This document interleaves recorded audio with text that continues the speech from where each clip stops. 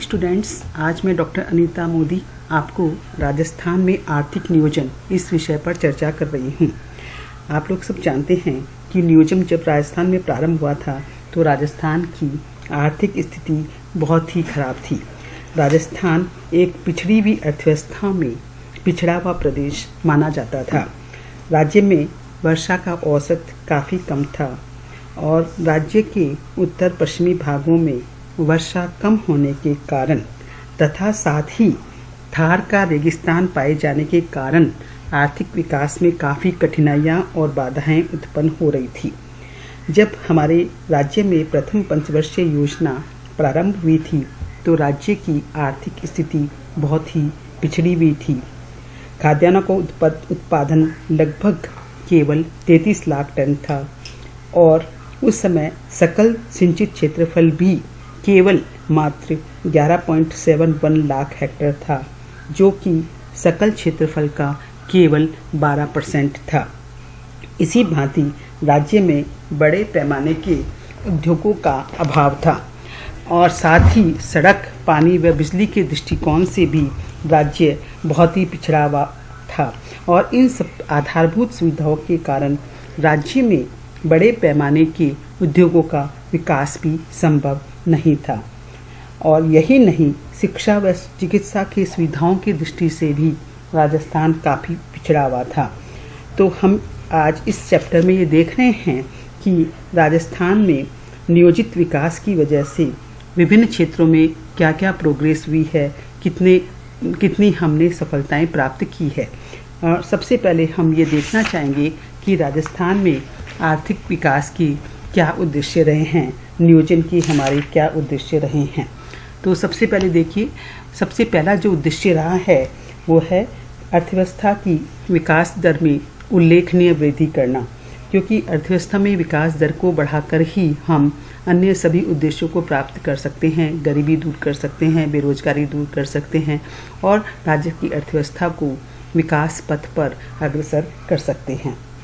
दूसरा जो उद्देश्य रहा था वो है विकास की संभावनाओं का सर्वोत्तम उपयोग करना, अर्थात राजस्थान में विकास के क्षेत्र के जो भी संभावनाएं हैं, जैसे खनन उद्योग है, पशु उद्योग है या अन्य क्षेत्र है जहां हम विकास कर सकते हैं, उन संभावनाओं को तलाशना और तत्पश्चात उन संभावनाओं का सर्वोत्तम उपयोग करने के लिए प्लानिंग बनाना और उनको इम्प्लीमेंट करना।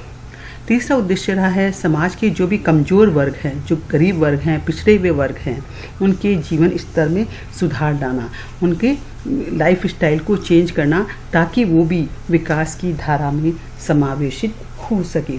चौथा उद्देश्य सामाजिक सेवाओं का विस्तार, क्योंकि सामाजिक सेवाओं का विस्तार करके ही हम राज्य में सामाजिक न्याय के मार्ग को प्रशस्त कर सकते हैं, आर्थिक असमानता को दूर कर सकते हैं। तो यह भी एक उद्देश्य रखा गया। नेक्स्ट उद्देश्य है रोजगार अवसर सृजन।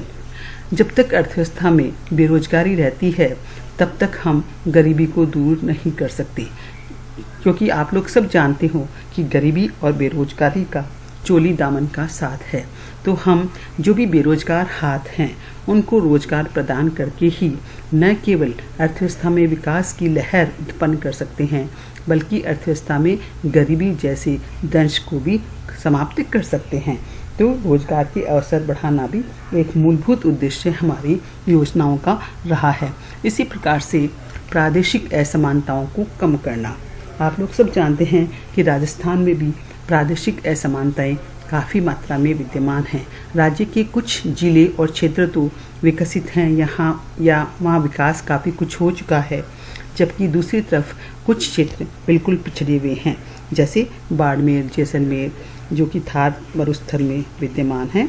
तो इन असमानताओं को दूर करना भी हमारे नियोजन का एक मुख्य उद्देश्य रहा है।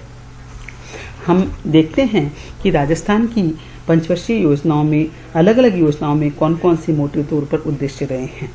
जैसे प्रथम पंचवर्षीय योजना में मोटे तौर पर जो उद्देश्य रहा था वो था कृषिगत उत्पादन व सिंचाई की सुविधाओं का विस्तार करना। तो प्रथम योजनाओं में हमारा जो कृषि अर्थव्यवस्था बहुत पिछड़ी हुई थी उसका विकास करने को प्राथमिकता दी गई और इसके साथ ही जो पावर के साधन हैं, जो विद्युत उत्पादन है, उसमें वृद्धि करना और मूलभूत सामाजिक सेवाओं का विस्तार करना। सेकेंड 5 ईयर प्लान में कृषि, सिंचाई, शक्ति व सामाजिक सेवाओं पर जोर दिया गया। तो इसमें भी पंचायती राज संस्थाओं के विकास पर भी जोर दिया गया। थर्ड 5 ईयर प्लान में भी सिंचाई व शक्ति की परियोजनाओं पर ही जोर दिया गया, उनको प्राथमिकता दी गई।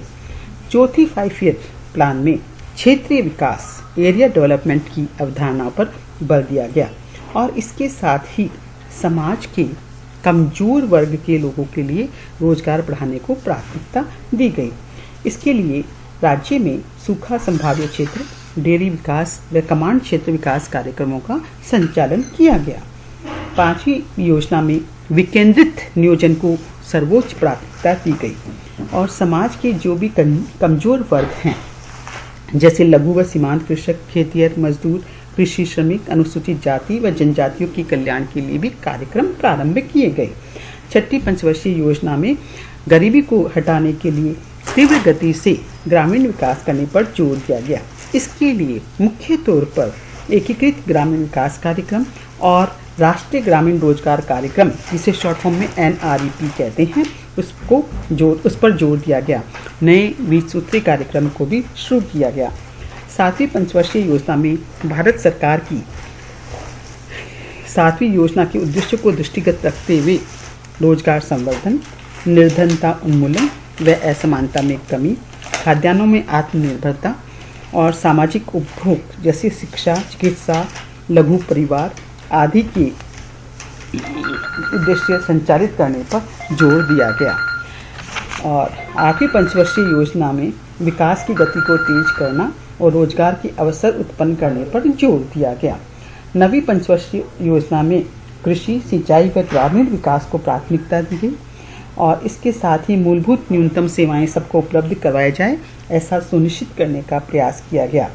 जनसंख्या की बढ़ती दर को नियंत्रित करना, पर्यावरण की सुरक्षा करना और महिला और समाज के जो कमजोर वर्ग है उनको अधिकार प्रदान करना, ऐसा उद्देश्य रखा गया। तो हम लोग देखते हैं कि अलग अलग योजनाओं में 10वीं 11वीं पंचवर्षीय योजना में भी उद्योगों के विकास पर ज़्यादा जोर दिया गया। जैसे 11वीं पंचवर्षीय योजना में भूख, कुपोषण और अत्यधिक गरीबी में जीने वाले लोगों की सुरक्षा का प्रयास किया गया ताकि अर्थव्यवस्था में से भूखमरी को समाप्त किया जाए और लाभप्रद रोजगार प्रदान करने पर बल दिया गया। 11वीं पंचवर्षीय योजना जो कि 2007 से 5 वर्षों के लिए चली थी, 11वीं पंचवर्षीय योजना में इस पर ज़्यादा जोर दिया गया। इसी प्रकार 12वीं पंचवर्षीय में भी योजना में ऊर्जा संरक्षण, पर्यावरण संरक्षण और विद्युत उत्पादन पर जोर दिया गया। तो बच्चों, मैंने आप लोगों को एक बार संक्षिप्त में ये बताया है कि अलग अलग योजनाओं में किस किस पर जोर दिया गया, किन किन क्षेत्रों पर प्राथमिकता दी गई ताकि इन क्षेत्रों का विकास हो सके।